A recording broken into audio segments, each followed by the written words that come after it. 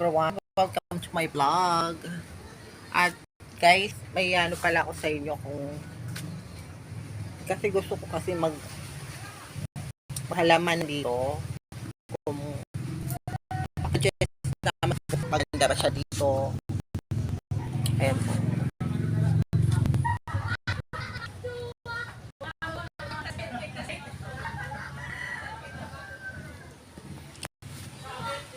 Bala ko sana magtanim ng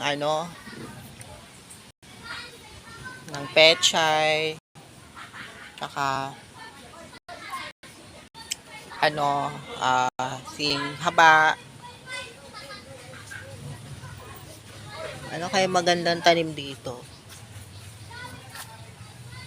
Total hindi naman siya Oh. Ito pala yung likod bahay namin.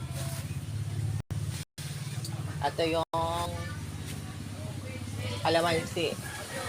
Alam mo, hindi nawawalan ng bulaklak to. O, lagi may bulaklak to eh. Ayun o, may mga bunga nga eh. Oh. Diba?